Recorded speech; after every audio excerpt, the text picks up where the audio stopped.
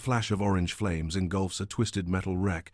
A woman's scream cuts through the chaos. From the shadows of the city, a lone figure, weathered and forgotten, sprints toward the inferno. He doesn't know the family in the car. He doesn't know his face will soon be broadcast across the nation.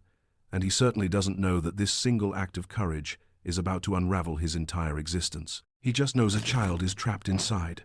But after the rescue, when the smoke clears and the sirens wail, the hero is gone, vanished, as if he were never there at all. Before we carry on, please hit the subscribe button to make my day and let me know where you are watching from in the comments. The early afternoon sun cast long shadows across the bustling city street, glinting off the chrome of passing cars and the indifferent glass of storefronts. Outside a Value Mart supermarket, where the scent of hot pavement mingled with the faint, sweet smell of overripe fruit from a nearby vendor, Lionel Davis sat on a flattened cardboard box. At 50 years old, his face was a roadmap of hardship, etched with deep lines that spoke of sleepless nights and unforgiving seasons. Yet, around his kind, weary eyes, the lines softened, hinting at a gentleness that had survived the erosion of time and circumstance. He wore a faded army field jacket from the 1990s, its fabric thin and soft with age, a small, frayed American flag patch still clinging stubbornly to the sleeve. His jeans were a patchwork of repairs,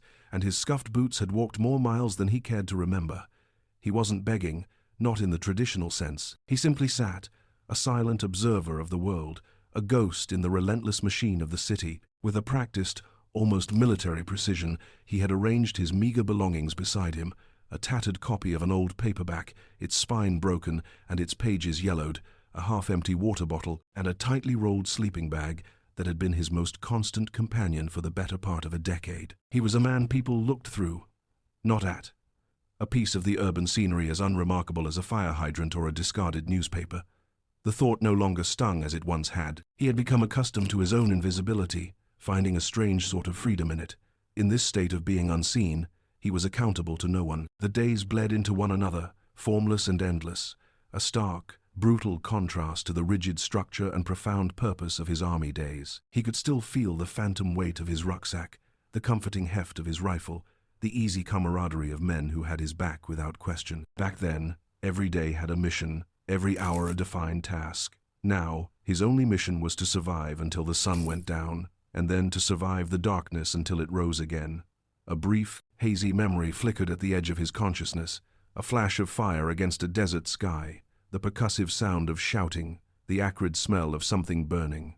He pushed it down, a familiar reflex, burying the trauma under layers of practiced apathy.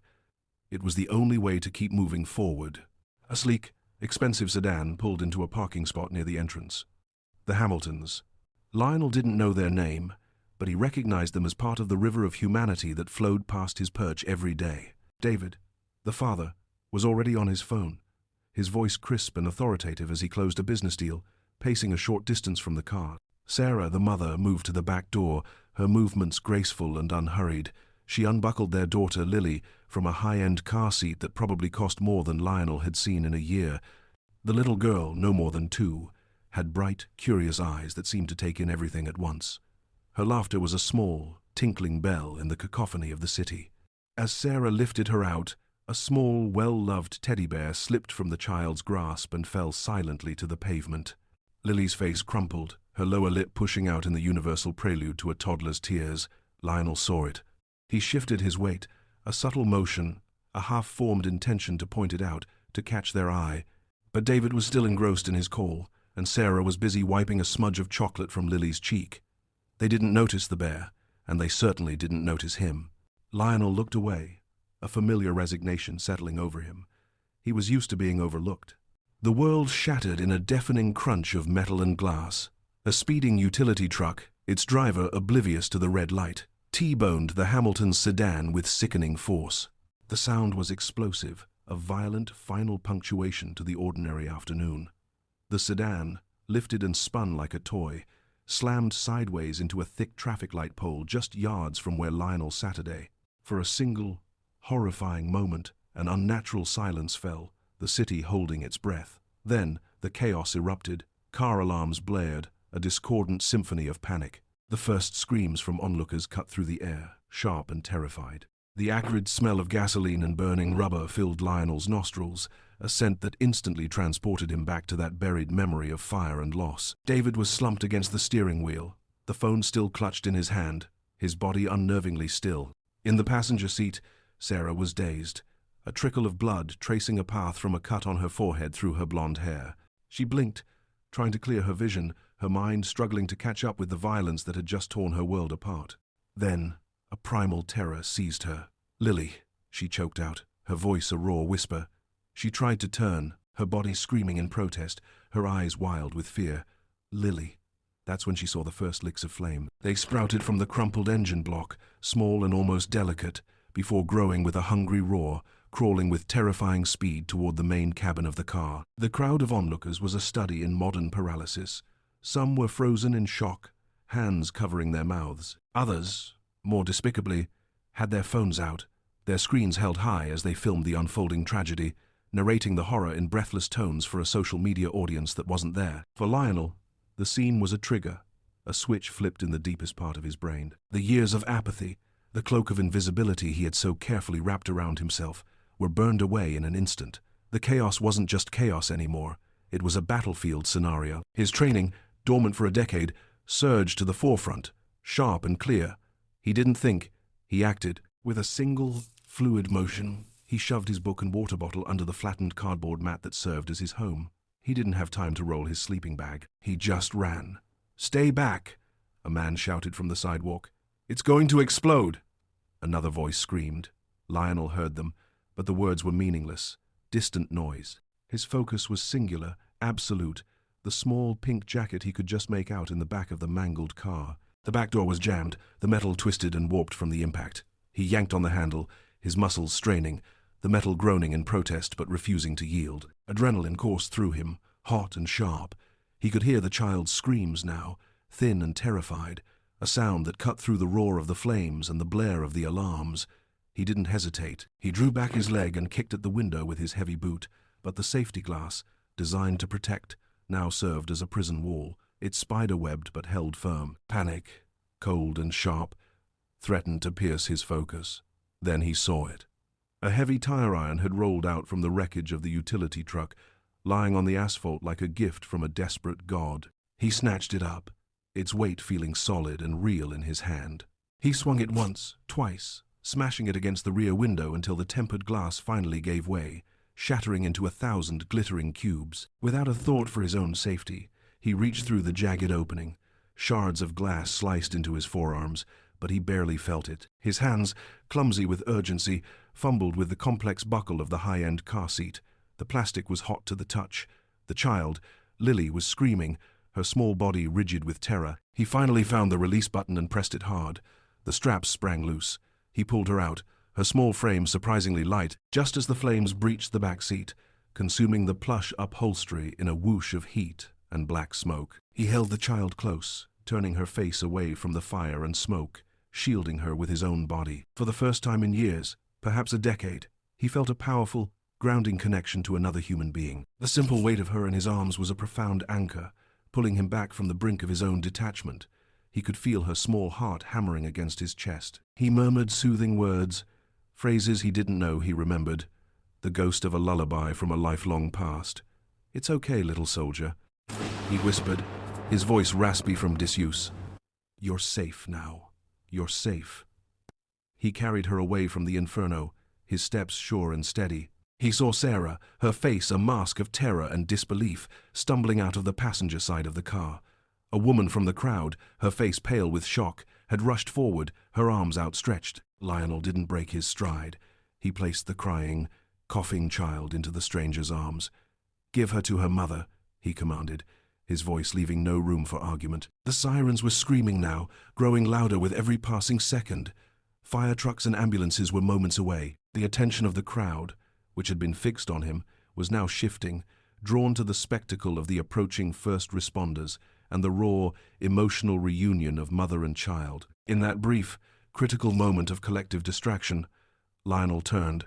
He pulled the collar of his worn field jacket up, obscuring the lower half of his face. He didn't look back at the family he had just saved, or the life he had just irrevocably altered. He simply melted back into the urban landscape that had been his sanctuary and his prison, disappearing down a side alley littered with overflowing dumpsters and forgotten things. By the time the first paramedic reached Sarah, who was clutching Lily so tightly it was as if she might fuse them back together, she was asking the same question over and over.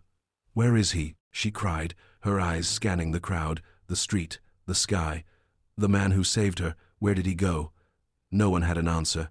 He was gone. The only evidence that the angel in rags had ever been there at all were the bloody handprints on the car door and the shattered rear window, glittering like fallen stars on the dark, unforgiving pavement. The chaotic scene of the accident was now a sterilized wound, cordoned off with yellow police tape that fluttered in the evening breeze. Flashing red and blue lights painted the darkening sky in strobing, silent bursts, reflecting off the wet asphalt where the fire department had hosed down the last of the embers. The Hamilton's sedan, a mangled husk of its former self, sat under the glare of a portable floodlight, its every dent and scar looking grotesque and surreal.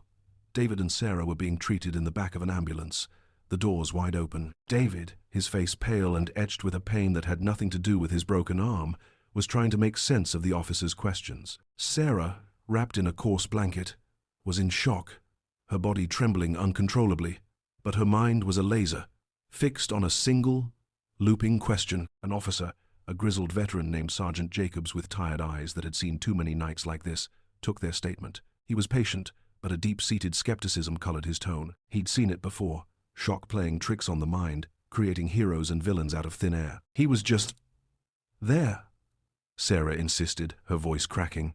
1 minute there was fire, and the next, this man was pulling Lily out. She looked at Jacobs, her eyes pleading for him to understand. He wasn't just a man, he was an angel. He came out of nowhere. He pulled my baby from a fire. We have to find him. We have to thank him. Sergeant Jacobs nodded slowly, jotting a note on his pad. "And you say he was homeless?" "I think so," David interjected, his voice raspy. His jacket was old, military style. He was weathered, but his eyes were clear, focused. Jacobs had heard it all before. In the chaos of a traumatic event, details blurred, faces became composites of fear and imagination. The police canvassed the area, talking to the handful of onlookers who hadn't immediately fled or become too engrossed in their own digital documentation. The descriptions they gathered were a frustrating mess of contradictions. "He was big, really tall," said a teenager who had been waiting for the bus. "No, he was average height, but strong," countered a woman who had been leaving the Value Mart. "He was wearing a dark coat, maybe black or navy," one witness offered. "It was green," another stated with certainty, "like an old army jacket." No one got a clear look at his face. No one saw where he went. It was as if the smoke had conjured him, and the sirens had made him dissipate. In the official police report, the hero was a ghost, a phantom conjured by fire and fear. Miles away, in a grimy, forgotten alley that smelled of sour garbage and damp concrete, the hero was very real, and he was in pain. Night had fallen completely, and the only light came from a single, flickering street lamp at the far end of the alley. Lionel huddled behind a large, dented dumpster, his body shielded from the casual glance of any passerby. The surge of adrenaline that had propelled him into action had long since faded, leaving behind a deep, aching throb in his arms and a tremor in his hands that he couldn't seem to control. He carefully pushed up the sleeve of his jacket, hissing as the fabric pulled at the drying blood. Under the weak, orange light, he examined the cuts on his forearms. They were jagged and angry, littered with tiny, glittering specks of safety glass. The skin around them was red and tender from minor burns. With the same methodical precision he used to arrange his life on a piece of cardboard, he opened his tattered bag and retrieved a small, stained cloth and the last of his bottled water. He cleaned the wounds as best he could, his movements slow and deliberate, then tore the cloth into strips and wrapped them tightly around his arms.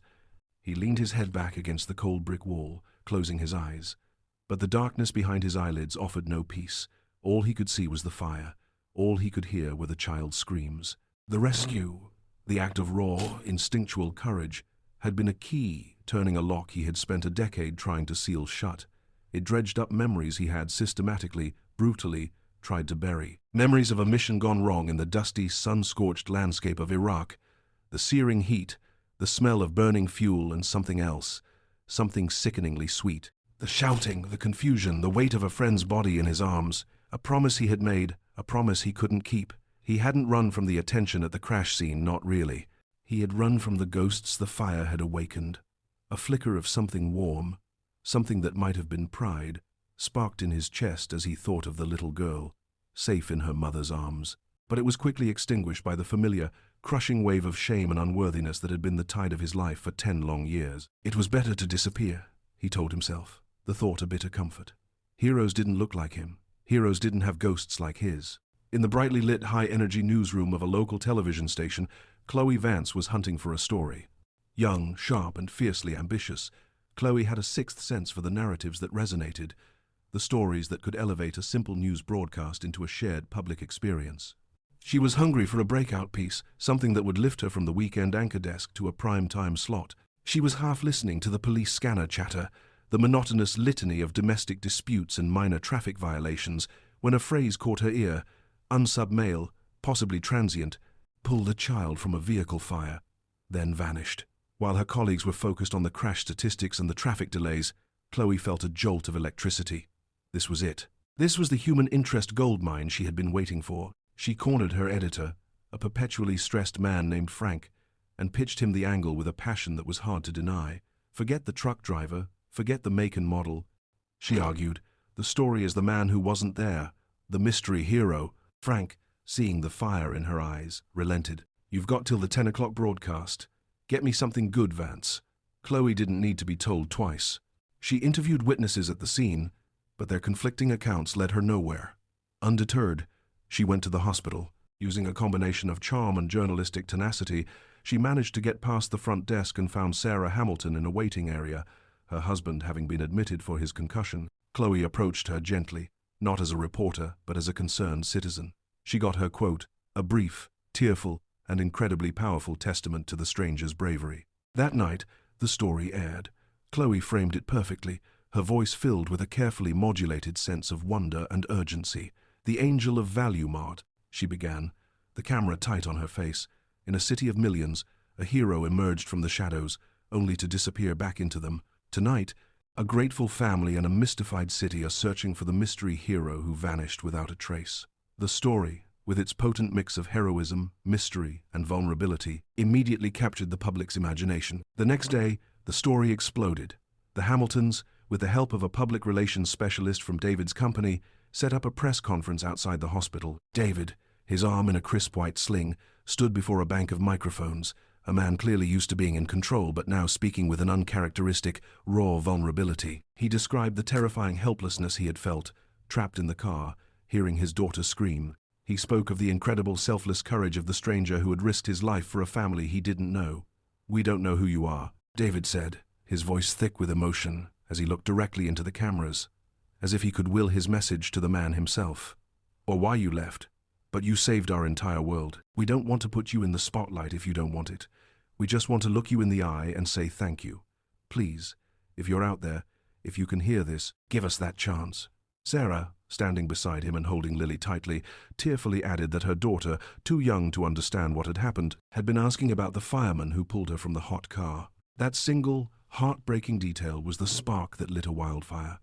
The story went from a local news item to a national phenomenon. On social media, the hashtag number #FindTheAngel began trending citywide, then regionally, then across the country. News outlets from all over were picking up the story. That evening, Lionel was walking past an electronics store, its windows filled with a bank of gleaming, high-definition televisions, all tuned to the same channel. He saw his own story playing out, the mangled car, the emotional faces of David and Sarah at the press conference. He saw the chyron at the bottom of the screen. City searches for mystery hero. A knot of pure, cold panic tightened in his stomach. He felt his breath catch in his throat. This was exactly what he didn't want. He had spent a decade perfecting the art of being invisible, and now the entire city, the entire country, was looking for him. He pulled the brim of his beanie down low, hunched his shoulders, and hurried away from the light of the screens, seeking the familiar comfort of the shadows. But for the first time, the shadows didn't feel safe. They felt like a cage whose walls were closing in. In a sterile, windowless room deep within the police precinct, the only light came from the glow of computer monitors. This was the digital forensics lab, a place where the ghosts of the city's crimes were given form and name. Sergeant Jacobs stood with his arms crossed, the media frenzy and the pressure from his superiors, creating a palpable tension in the small space. He had dedicated one of his best detectives, a quiet, meticulous man named Chen, to the singular task of combing through every frame of security footage from the Value Mart and the surrounding intersection. For hours, they had watched the same scene play out from a dozen different angles, a silent, jerky ballet of chaos. The crash itself was mostly obscured by a delivery truck in one frame and a sun glare in another. But then Chen isolated the feed from a camera mounted high on the supermarket's exterior wall, pointing toward the main entrance. It was a new, high-definition model, installed just months earlier. The angle was perfect. It captured the aftermath, the crowd gathering, the first responders arriving. And it captured something else. "There," Chen said, his voice quiet but firm. He pointed to a figure at the edge of the screen. A man in a field jacket, walking away from the scene with a determined stride, his collar pulled up high. He moved differently from the panicked onlookers, with a purpose that was both jarring and compelling. He slipped into an alley and was gone. Timestamp is 90 seconds after the first 911 call. Right when everyone else was running toward the car, he was walking away. "Can you get a better look at him?" Jacobs asked, leaning closer to the screen. Chen's fingers flew across the keyboard. He isolated the frames, magnified the image, and ran a series of sharpening algorithms. The blurry figure began to resolve. The green of the jacket became distinct. The worn patch on the sleeve came into focus. And then, for a fleeting second as the man turned his head to scan the street before entering the alley, the camera caught a clear, unobstructed profile of his face. It was weary, lined with hardship, but the set of his jaw was resolute. It was the face of the ghost. "Got him," Chen breathed. He cropped the image and fed it into the facial recognition database. The system churned for a moment, comparing the image against millions of records from driver's licenses, mugshots, and government IDs. Then, a match appeared on the screen, accompanied by a cascade of data. Name: Lionel Davis, born 1975. A military service record flashed on the screen, detailing a tour in Iraq, followed by an honorable discharge. Then came the last decade, a sad, sparse history documented by a string of minor, vagrancy-related offenses. His last known address was a downtown shelter he hadn't checked into in over 3 years. The digital ghost finally had a name. The leak came from an anonymous source, a disgruntled desk sergeant with a gambling problem, and a loose connection to Chloe Vance's uncle. A single, grainy photo of Lionel Davis's face and his name arrived in Chloe's inbox with no message, no explanation. It was all she needed. The professional triumph that surged through her was immediate and intoxicating. This was the break she had been working for, the exclusive that would cement her career. Her station could be the first to put a face to the phantom. She ran with it, her ambition overriding the quiet, nagging pang of guilt in her gut. She knew, on some level, that this man clearly wanted to remain hidden. His disappearance was not an act of modesty. It was an act of self-preservation. But she justified it to herself with the practiced ease of a journalist who believed in the public's right to know. This was the only way he could be found, she reasoned. The only way the Hamiltons could thank him. The only way he could be helped. Her station ran the photo that evening, splashing Lionel's weary, unsuspecting face across television screens in hundreds of thousands of homes. The story transformed instantly. The mystery was gone, replaced by a manhunt. The headline, which Chloe herself had written, was stark and sensational. Hero revealed, city searches for homeless veteran Lionel Davis. She watched the broadcast from the control room, her heart pounding with a mixture of pride and unease. She had just exposed a man who had saved a life and asked for nothing in return. She had turned his sanctuary of anonymity into a public stage. She saw the story being picked up by national news wires, his face now being shared across the country. She had given the public their hero, but in doing so, she had taken away his peace. The thought was a fleeting shadow in the bright glare of her success. A small, inconvenient truth she chose, for the moment, to ignore. The public library was one of Lionel's few remaining safe havens. It was quiet, warm, and filled with the silent, comforting presence of stories that were not his own.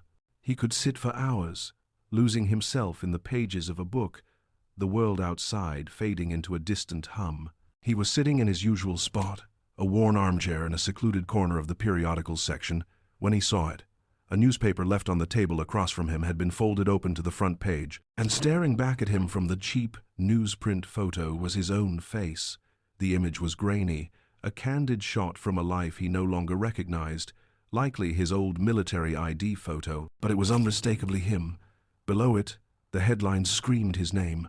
Panic, cold and absolute, seized him. It felt like a physical blow, knocking the air from his lungs. His carefully constructed world of invisibility had been shattered. He felt exposed, violated, a specimen pinned to a board for all to see. He slammed the book he was reading shut, the sound unnaturally loud in the hallowed silence of the library. He scrambled to his feet, pulling his beanie down low, his head bowed as if expecting a blow. He didn't dare look at the other patrons, suddenly convinced that every eye in the room was on him, that they all knew. He practically ran from the building, bursting out into the harsh afternoon light, his heart hammering against his ribs. He hurried through a familiar downtown area, his steps quick and furtive, sticking to the shadows of the tall buildings. As he passed a soup kitchen where he sometimes got a meal, a voice called out, not to him, but about him. Well, I'll be damned. Leo, a hero. Lionel froze, his back rigid. He didn't turn around. He knew the voice. It belonged to Marcus, another long-term homeless man, older and more cynical than Lionel, a man who had seen it all and believed in nothing. Marcus was sitting on a milk crate, smoking a hand-rolled cigarette, a copy of the same newspaper Lionel had just seen resting on his lap. He had recognized Lionel instantly. Marcus took a long drag from his cigarette, his eyes narrowing as he watched Lionel's retreating back. The news report had mentioned the family, wealthy and grateful. They were offering a reward, a substantial one, for any information leading to their hero. Marcus thought about his own desperate needs, the gnawing hunger, the bitter cold of the coming winter, the worn-out soles of his only pair of shoes. He weighed that against the unwritten code of the street, the silent loyalty owed to a fellow outcast. He watched Lionel disappear around a corner, a hunted look on his face. Marcus took another drag, the smoke curling around his head like a question mark. Lionel was now actively hiding. He abandoned his usual spots, the park bench where he slept on clear nights, the sheltered alcove behind the bakery that offered warmth, the overpass that had been his home for months. He was on the move, a ghost haunting the city's forgotten corners. He felt like a fugitive, his own face, his wanted poster. The distinctive field jacket, his last tangible link to a life of purpose and pride, was now a liability. It was the one thing every witness had agreed upon. With a heavy heart, he traded it at a charity drop box, leaving the worn, familiar fabric in a pile of discarded clothes and taking a nondescript dark gray hoodie in its place. The hoodie felt alien, a costume that did little to hide the man underneath. He slept in different locations each night, in the skeletal remains of abandoned buildings, in the deep shadows of industrial parks, never staying in one place for more than a few hours.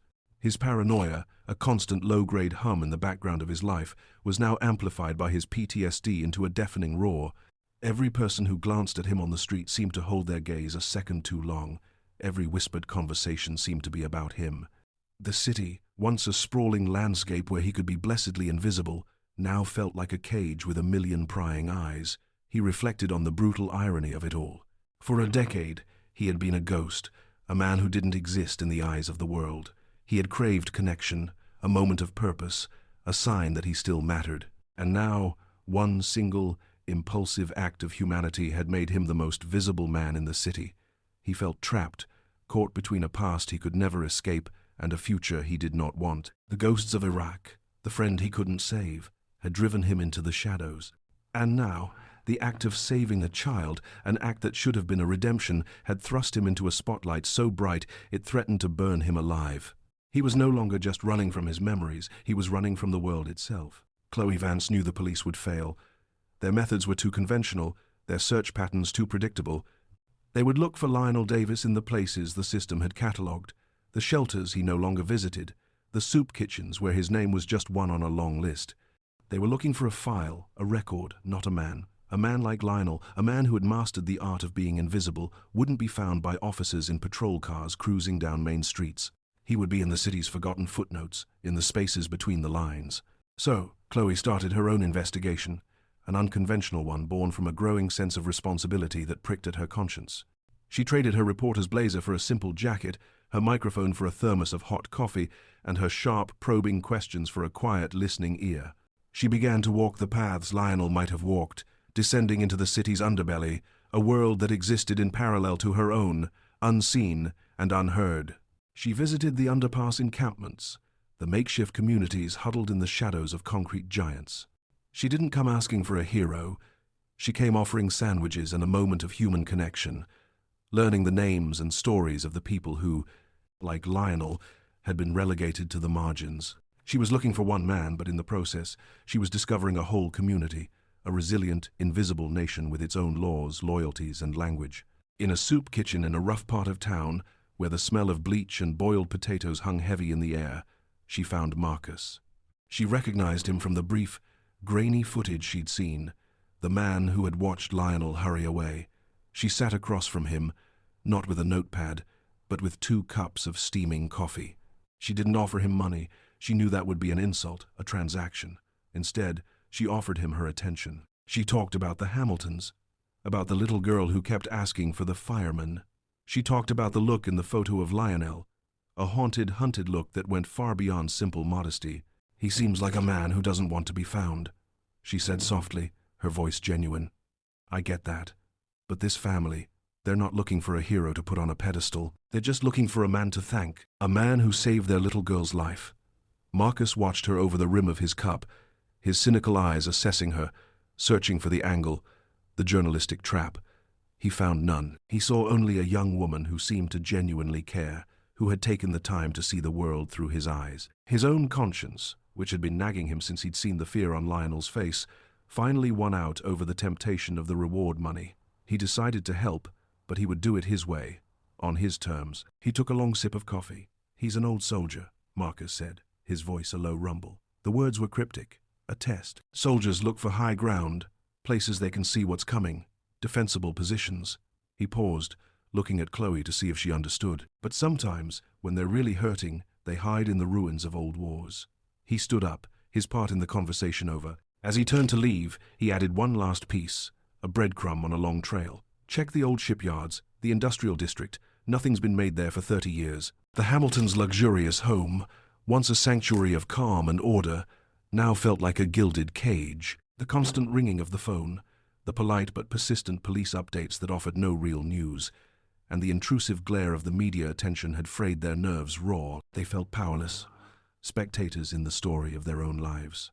It was Sarah who finally broke. She was watching a news report, another talking head analyzing the psychology of the homeless hero, when she stood up, her eyes flashing with a fire David hadn't seen since the crash. "I can't do this anymore," she declared, her voice trembling with a mixture of frustration and resolve. "I can't just sit here and wait for someone else to find him. We have to do something. We have to find him ourselves." David, seeing the determination in her eyes, agreed without hesitation. The feeling of helplessness was the worst part, and action, any action, felt like a cure. That afternoon, they turned their pristine home office into a command center. They designed and printed hundreds of simple flyers. There was the photo of Lionel, the one from the news, and a simple, direct message printed in bold letters beneath it. "You saved our daughter. We just want to say thank you. Please call us." Below the message was David's private cell number. They started their quest in the neighborhood around the Value Mart, the epicenter of their trauma and their miracle. They began a methodical, street-by-street journey, a pilgrimage into a city they thought they knew. This journey was a profound culture shock. They, who had navigated the city from the climate, controlled comfort of their sedan, moving between their gated community and the sanitized environments of their work and social lives, were now on foot, confronting the city's raw, unfiltered reality.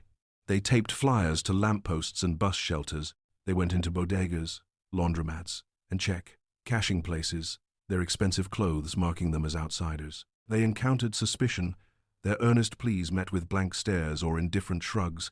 They saw the deep, almost unbridgeable chasm between their world and the world Lionel inhabited. But they also found unexpected moments of kindness.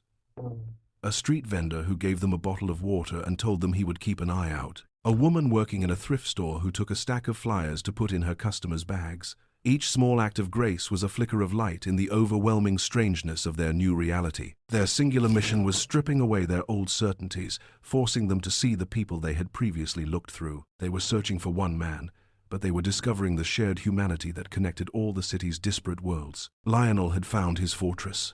On the forgotten edge of the city lay the abandoned industrial district, a sprawling skeleton of rusted warehouses and railway lines being slowly reclaimed by nature. Weeds grew through cracks in the concrete, and the wind whistled through broken panes of glass, playing a mournful, lonely tune. Here, in the shell of a derelict warehouse that had once manufactured tank parts, Lionel had found a strange and profound sense of safety. The cavernous, decaying space, with its high, shadowed ceilings and skeletal metal framework reminded him of the bombed-out buildings he had taken shelter in during his tour in Iraq. It was a landscape of ruin, and in it, his own brokenness felt at home. He had created a small, defensible living space in what had once been a foreman's office, a glass-walled room on a mezzanine level that overlooked the vast, empty main floor.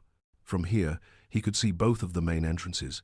He could see what was coming. In the suffocating quiet of the warehouse, his ghosts grew bolder. The memories he had spent a decade suppressing now played out in vivid, excruciating detail. The IED attack on his convoy, the world erupting in fire and smoke. He was the medic, the one they all looked to. He remembered pulling his friend, a young private from Tennessee named Jackson, from the twisted, burning wreckage of a Humvee. Jackson had been laughing just moments before, telling a stupid joke about his drill sergeant. Now, he was a mess of blood and burns, his eyes wide with a terror that Lionel would never forget. Lionel had worked on him, his hands moving with desperate, practiced skill, but the injuries were too severe. Jackson had died in his arms, his last breath a ragged, questioning sigh. "You did everything you could, Leo," his commanding officer had told him later, but Lionel had never believed it. He had carried the weight of that failure, that one moment where his skills hadn't been enough, ever since. It was the bedrock of his shame, the source of his unworthiness. The rescue of Lily, the feeling of pulling her small, living body from the flames, had felt like a second chance, a cosmic rebalancing of the scales. It was a moment of pure, unadulterated redemption. But the public attention, the label of hero, felt like a cruel joke, a judgment he didn't deserve. He had failed the one time it had truly mattered, so how could he possibly be a hero now? Chloe sat in her car, parked on a crumbling access road just outside the industrial district. The setting sun cast the rusted warehouses in a deep blood-orange light. She had deciphered Marcus's clue, ruins of old wars.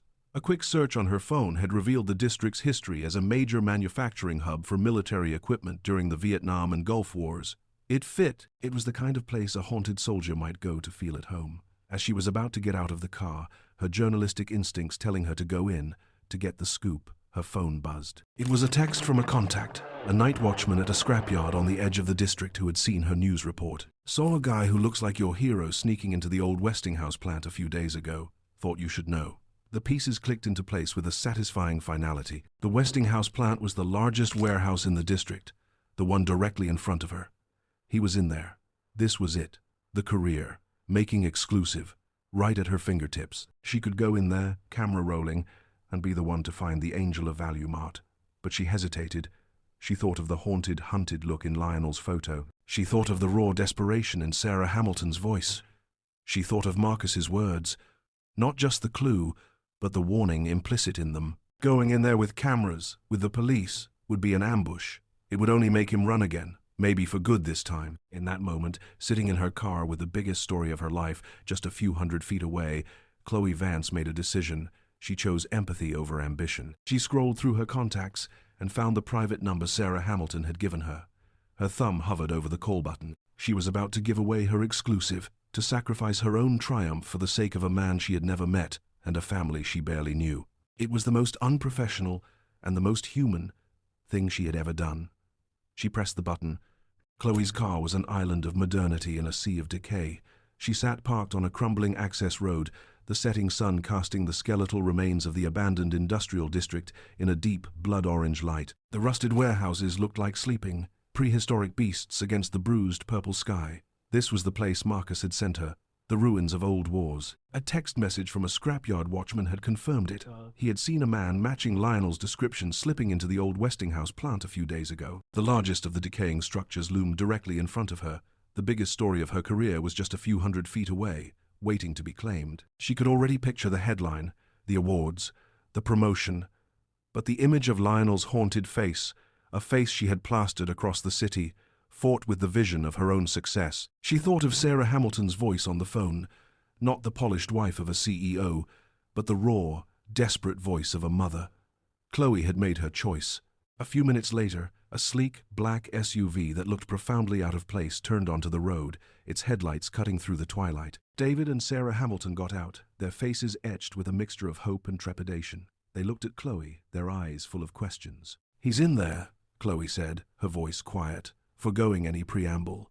She pointed to the massive, dark shape of the Westinghouse plant. "I'm almost certain of it, but you have to understand, the man you're looking for isn't the hero everyone is talking about. Not in his own mind." She took a breath, the words she had rehearsed now feeling clumsy but necessary. "I spoke to someone who knows him. He's a veteran, and from what I've gathered, he's carrying a lot of weight from his time in the service. The fire, the rescue, it probably brought a lot of it back. I don't think he's running from you. I think he's running from himself." Sarah wrapped her arms around herself, a sudden chill passing through her that had nothing to do with the evening air. David put a protective hand on her shoulder. "Going in there with cameras and police will just make him run again," Chloe continued, her gaze steady and certain. "Maybe for good this time. You have to be the ones to find him. It has to be you." She looked at Sarah, a silent apology passing between them for the media storm she had unleashed. "I'm giving you the story. Just bring him home." She gave them the location of the specific warehouse, a small, printed map in her hand, but told them she would stay back, her car a distant, silent witness. It was a turning point for her, a conscious choice to place a human outcome above her own ambition. She watched as David and Sarah, holding hands, walked toward the gaping, dark entrance of the warehouse, a small, determined couple about to step into a world they couldn't possibly imagine. The air inside the warehouse was thick with the smell of rust, damp earth, and decades of neglect. It was vast and cavernous, a cathedral of decay. Light from the setting sun streamed through high, broken windows, illuminating columns of dust motes that danced and swirled in the air like restless spirits. David and Sarah's footsteps echoed in the immense silence, the sound of their expensive shoes on the gritty concrete floor seeming impossibly loud.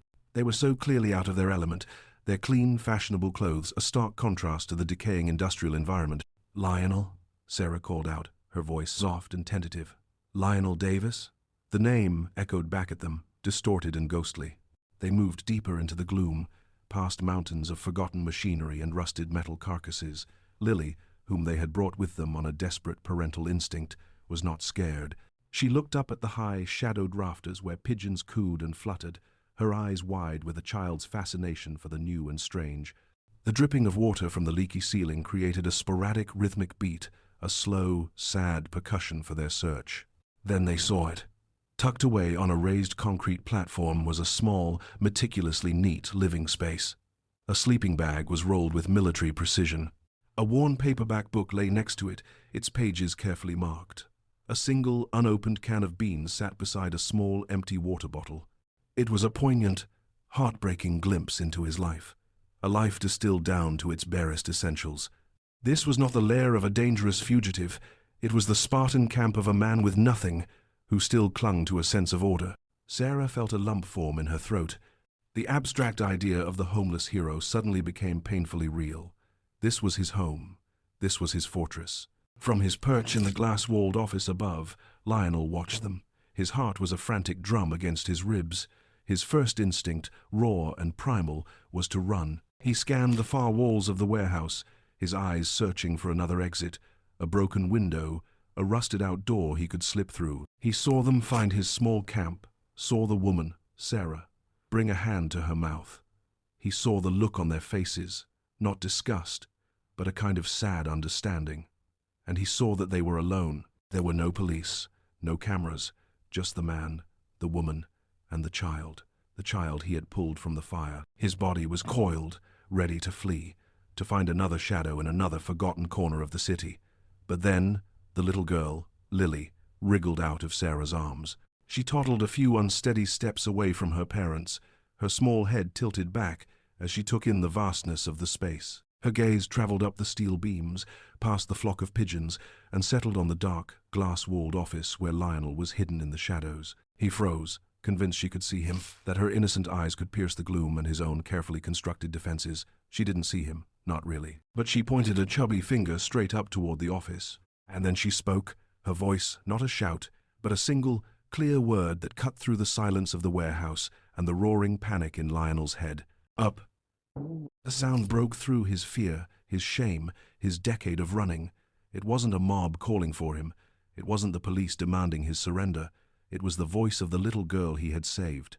It was the voice of the one good thing he had done. He knew, in that instant, that he couldn't run from this. He couldn't run from her. His shoulders, which had been tensed for flight, slumped in surrender. Slowly, with the weight of a lifetime of regret in his steps, he moved from the shadows of the office to the top of the metal staircase. The first sound of his heavy boot on the steel tread was like a gunshot in the silence. David and Sarah spun around, their eyes wide, their bodies tensing. They watched as a figure emerged from the shadows on the mezzanine above and began to descend. It was him. He was wearing a dark, nondescript hoodie, but there was no mistaking the weary set of his shoulders or the haunted look in his eyes. He reached the bottom of the stairs and stood before them, his gaze fixed on the cracked concrete floor. He couldn't meet their eyes. He looked smaller than they remembered, more fragile, stripped of the adrenaline and smoke that had made him seem like a giant. The angel from the fire was just a man, and he was trembling. The silence was heavy, thick with unspoken emotions. Sarah was the first to break it, her voice a raw whisper, thick with tears she could no longer hold back. "We've been looking for you. We've been looking for you." Lionel just gave a short, jerky nod, his eyes still glued to the ground. He felt their stares like a physical weight, a judgment he was sure he deserved. David stepped forward, his movements slow and non-threatening, as if approaching a frightened animal. "My name is David," he said, his voice gentle. "This is my wife, Sarah. And this," he said, gesturing to the small girl who was watching the scene with wide, curious eyes, "is Lily." The name, her name, seemed to hang in the air. But it was Lily herself who shattered the fragile, tense tableau. Showing no fear, no hesitation, she toddled right up to the strange, sad man who stood before her parents. She reached out a small hand and touched the patched knee of his worn jeans, her touch feather-light. Then she looked up, her bright, innocent eyes searching his face, not with fear, but with simple, uncomplicated curiosity. In her other hand, she clutched the small, well-loved teddy bear, the very same one she had dropped outside the supermarket moments before her world had erupted in fire. She held it up to him, a silent offering. That simple, innocent gesture did what no amount of words, no amount of gratitude, could ever have done. It bypassed the walls of his shame, it disarmed the ghosts of his past, and it went straight to the broken heart of the man who believed he was beyond saving.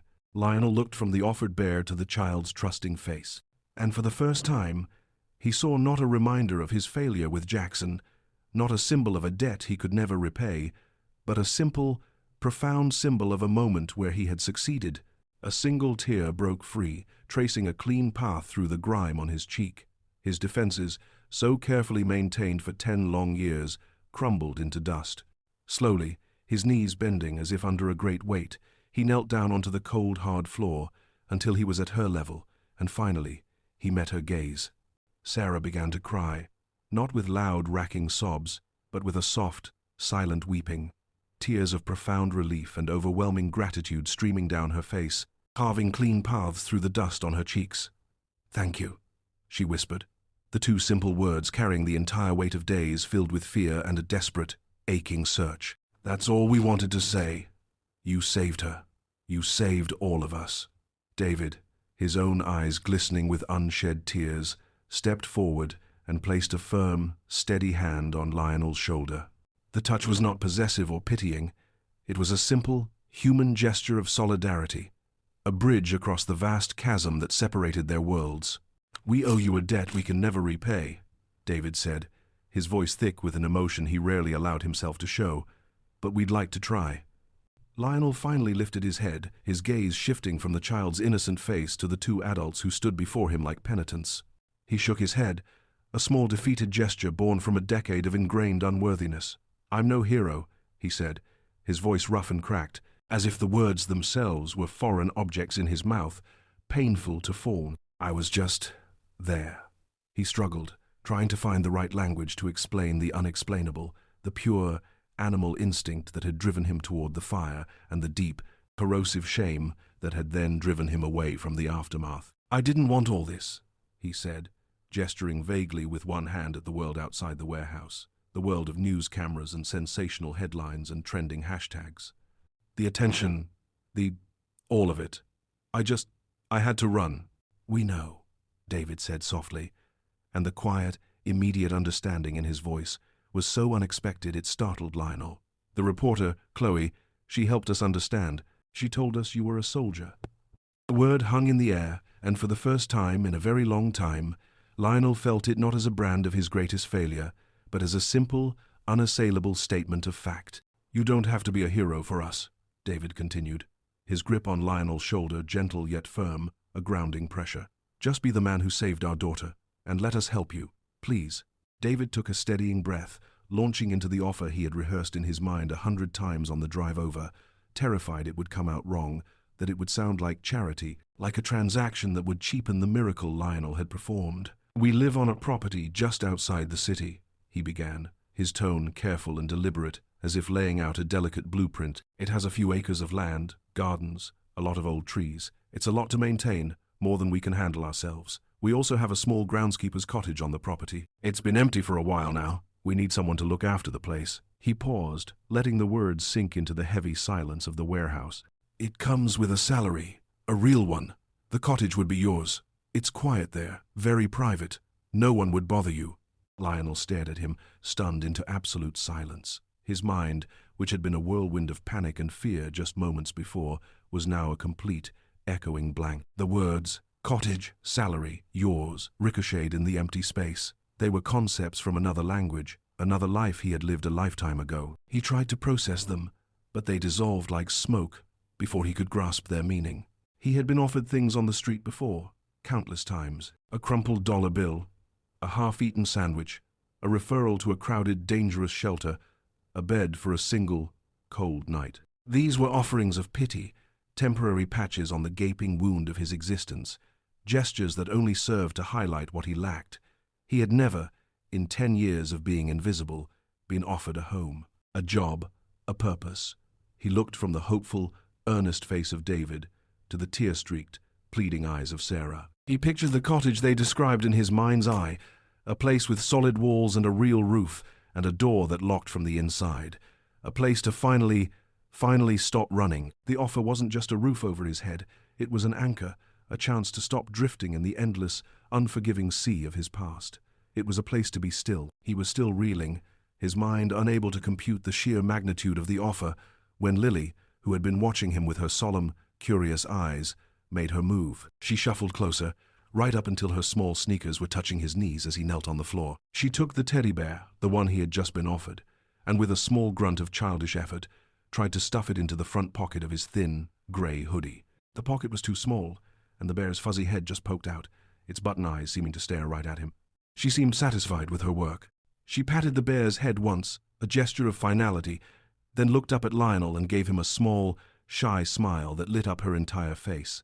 That was it. That was the moment, the last of his defenses, the final, crumbling wall of his fortress of solitude, turned to dust. This small act of trust, of inclusion, of her giving him something to hold, to keep safe, was more powerful than any plea or promise. It was a simple, profound acceptance. He looked at Lily, at the teddy bear peeking out of his pocket like a stowaway, and a small, fragile smile touched his own lips for the first time in what felt like a lifetime. He looked up at David and Sarah, and for the first time, he met their gaze directly, his own eyes clear and startlingly blue, no longer clouded by shame. "Okay," he said.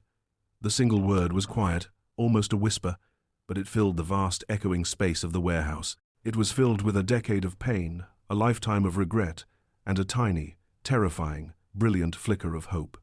Okay. The walk out of the warehouse was a silent, solemn procession, a journey from one world to another. David carried a now sleepy Lily, her head resting trustingly on his shoulder. Sarah walked beside Lionel, not too close, but not too far, a silent acknowledgement of his need for space, a gesture of profound respect. And Lionel, his hands trembling slightly, walked with them, stepping out of the deep shadows of his past and into the soft, forgiving light of the evening. In his hand, he clutched Lily's teddy bear, holding it not like a child's toy, but like a fragile, precious promise. A few weeks later, the last of the autumn leaves were painting the world in shades of gold and fiery crimson. The Hamiltons' property was a sanctuary of peace, a world away from the relentless noise and grit of the city. Here, the only sounds were the gentle rustle of wind in the tall oak trees and the distant, happy shrieks of a child's laughter. Lionel was at work. He wore new, clean work clothes and sturdy boots that felt solid on the soft earth.